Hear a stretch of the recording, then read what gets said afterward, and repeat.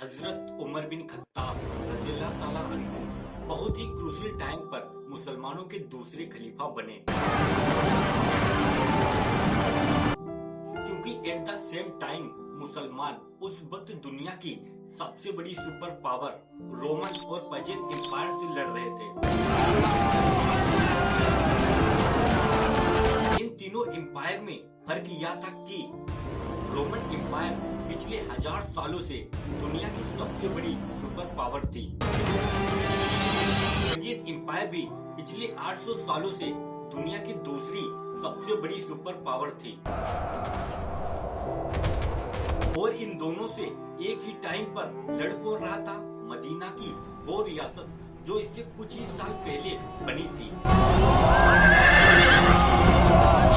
लेकिन इन सब चीजों से डरने के बजाय हजरत उमर और बाकी सहाबा ने पहले खलीफा अबू बकर को मोहम्मद साहब के पास सुनाया, जिसके बाद पहली बार हजरत उमर मुसलमानों के खलीफा बने। मोहम्मद साहब जब जिंदा थे तो लोग उन्हें रसूलुल्लाह के टाइटल से पुकारते थे, लेकिन उनकी वफात के बाद लोग कंफ्यूज हो गए कि अब अबू बकर रज़ियल्लाहु ताला अन्हु के लिए कौन सा टाइटल यूज किया जाए।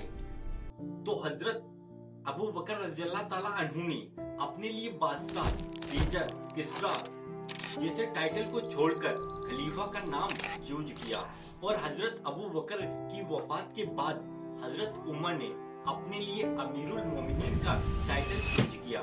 जब हजरत उमर रज़ियल्लाहु ताला अन्हु खलीफा बने तो मुसलमानों की एक फौज खालिद बिन वलीद की लीडरशिप में पर्शियन एम्पायर में लड़ रही थी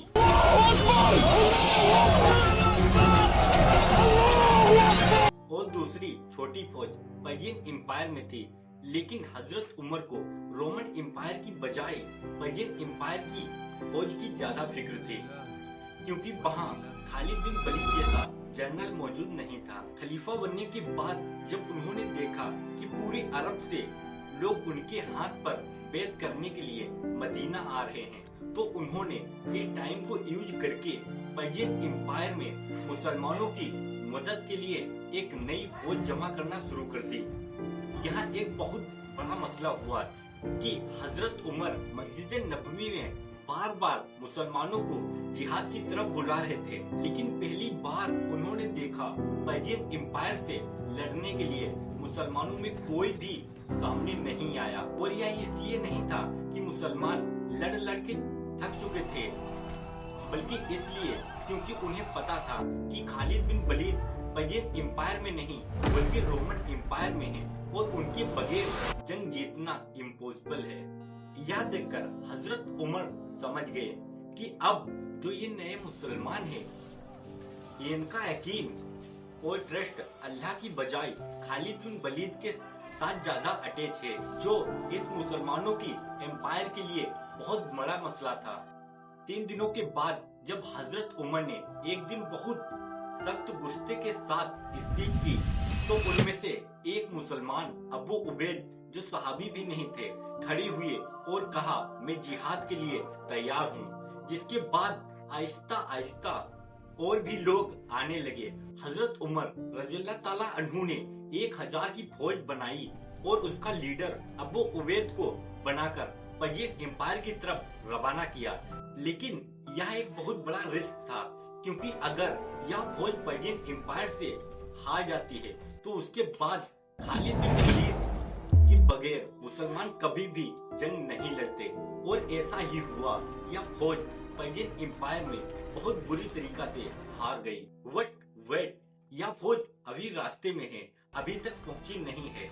जब तक यह फौज पर्शियन एम्पायर की तरफ आहिस्ता आहिस्ता रवाना हो रही थी, तो उधर रोमन एम्पायर में मुसलमानों ने खालिद बिन वलीद की लीडरशिप में उस जमाने के शाम सीरिया की सबसे इम्पोर्टेंट सिटी दमश्क को हर तरफ से घेर चुके थे और इस फौज को काफी अरसे तक पता ही नहीं था कि अबू बकर रज़ियल्लाहु ताला अन्हु वफात पा चुके हैं और उनके बाद मुसलमानों का नया खलीफा हजरत उमर बने। तो खालिद बिन वलीद की लीडरशिप में यह फौज कई दिनों तक कोशिश करती रही किसी तरह किले के अंदर घुस सके, लेकिन दमश्क कोई आम सिटी नहीं थी।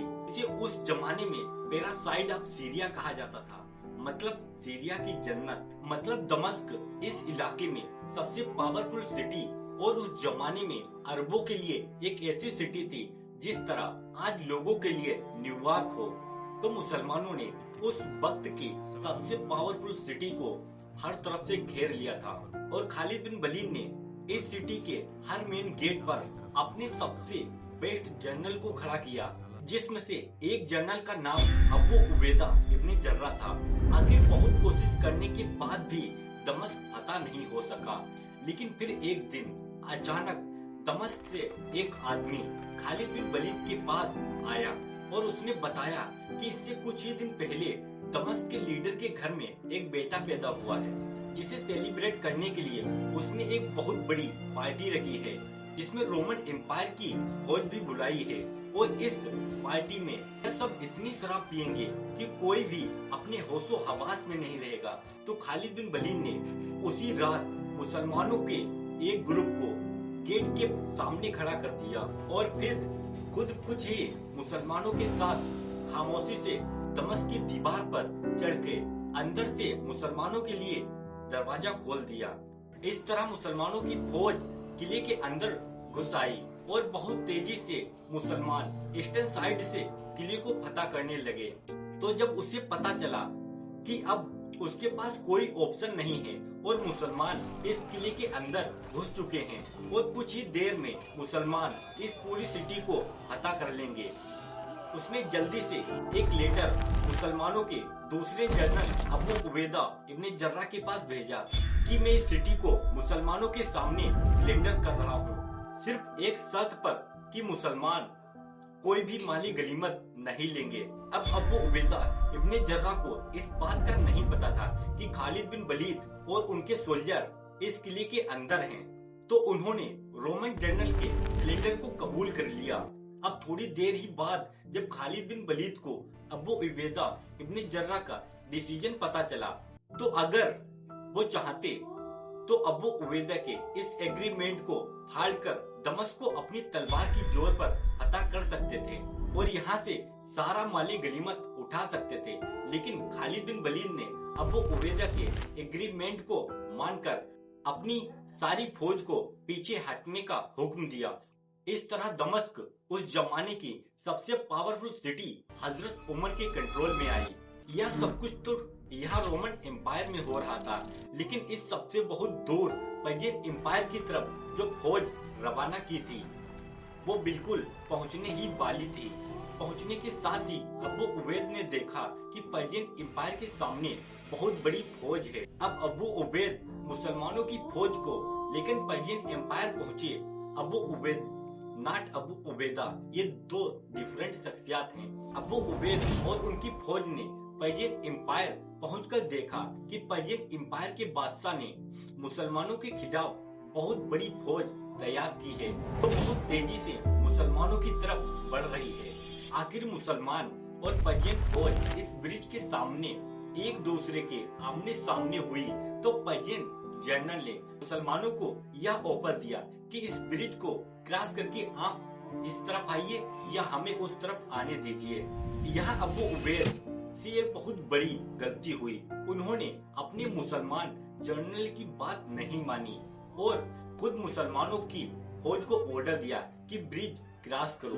अबू उबैद जो खुद सहाबी नहीं थे और उनकी एज भी बहुत कम थी, जब हजरत उमर रज़ियल्लाहु ताला अन्हु ने उन्हें मुसलमानों की फौज का जनरल बनाया, सहाबा ने कहा कि आप इनकी बजाय किसी सहाबी को जनरल बनाएं। लेकिन अबू उबैद वो बारिश शख्स थे जो सबसे पहले जिहाद के लिए खड़े हुए थे, लेकिन हजरत उमर ने इन्हें एक ऐसी फौज का कमांडर बनाया, मतलब जिसके अंदर बहुत सारे सहाबा इकराम भी थे। आखिर मुसलमानों की फौज जो ऑलमोस्ट 9000 थी, उन्होंने ब्रिज क्रॉस कर लिया और जंग शुरू हुई। रोमन एम्पायर में दमश्क और पर्शियन एम्पायर की हीरा सिटी फतह करने के बाद अब दुनिया में हर कोई मुसलमानों को सीरियस थ्रेट समझने लगा था। तो जब अबू उबैद ने अपने घुड़सवार को पर्शियन एम्पायर पर हमला करने का हुक्म दिया, तो बस सामने पहली बार पर्शियन एम्पायर की फौज में हाथियों को देखकर बिल्कुल डर गए और आगे बढ़ने के बजाय पीछे भागने लगे। यह देखकर पर्शियन एम्पायर ने मुसलमानों पर हमला कर दिया और उनके हाथी बहुत सारे मुसलमानों को शहीद करने लगे। एक हाथी ने तो अबू उबैद को उनके घोड़े से गिरा दिया और फिर उनके सीने पर पांव रख के उन्हें बिल्कुल क्रैश कर दिया। यह हिस्ट्री में पहली दफा था कि किसी जंग में मुसलमानों के जनरल को शहीद किया गया हो। तो जब मुसलमानों ने अपने जनरल को गिरा हुआ देखा तो उनका हौसला बिल्कुल टूट गया और वो जंग के मैदान से पीछे हटने लगे। जब मुसलमान भागकर ब्रिज तक पहुँचे तो उन्होंने देखा कि ब्रिज को किसी ने तोड़ दिया है। अब यह तो इस ब्रिज को मुसलमानों की फौज में से किसी ने तोड़ा था। यह अबू उबैद के ऑर्डर पर ही तोड़ा गया था ताकि मुसलमानों के लिए जंग छोड़ना इम्पॉसिबल हो जाए। तो अब जब कोई और रास्ता नहीं था तो बहुत सारे मुसलमान दरिया में कूदने लगे।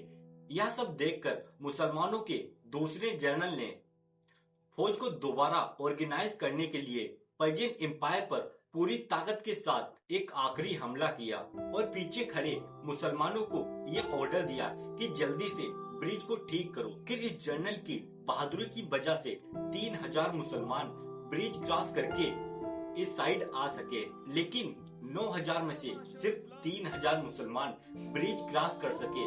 मतलब 6000 मुसलमान इस जंग में शहीद हुए। ये पहली बार हुआ था कि मुसलमान कोई भी जंग इतनी बुरी तरीके से हार जाएं। और यह जंग हजरत उमर की खिलाफत की पहली जंग भी थी जिसमें उन्हें शिकस्त हुई। नाउन एक बार फिर मुसलमानों ने देखा कि एक तरफ खालिद बिन वलीद की लीडरशिप में उन्होंने दमश्क जैसी अजीम सिटी को फतह कर लिया और दूसरी तरफ मुसलमान पर्शियन एम्पायर में एक आम सी जंग हार गए, जिसके बाद यह बातें पूरी एम्पायर में फैलने लगी कि इससे पहले जब खालिद बिन वलीद पर्शियन एम्पायर में थे तो मुसलमान वहां हर जंग जीत रहे थे और रोमन एम्पायर में मुसलमान हार रहे थे। खालिद बिन वलीद पर्शियन एम्पायर से रोमन एम्पायर की तरफ गए तो रोमन एम्पायर में हर जंग जीतने लगे और पर्शियन एम्पायर में हर जंग हारने लगे। इन सारे हालात से यंग मुसलमानों का एक माइंड सेट बनने लगा कि जंग में फतह सिर्फ खालिद बिन वलीद की लीडरशिप में मिल सकती है। उनके बगैर चाहे जो भी हो जंग नहीं जीती जा सकती। खालिद बिन वलीद मुसलमानों की फौज के जनरल होते हैं तो उनकी फौज भी मोराल के साथ लड़ती है, लेकिन जब खालिद बिन वलीद नहीं होते तो वो मुसलमान उस पैशन के साथ जंग ही नहीं करते। इन सारी बातों का मदीना में बैठे मुसलमानों के खलीफा हजरत उमर रज़ियल्लाहु ताला अन्हु को बहुत अच्छी तरीके से पता था। तो इन सारे हालात को कंट्रोल करने के लिए उन्होंने एक बहुत सख्त डिसीजन लिया कि अब टाइम आ गया है कि मुसलमानों के इस फौज के अजीम जनरल खालिद बिन वलीद को उनकी पोजीशन से हटा दिया जाए और इनकी जगह एक नया आर्मी चीफ लाया जाए।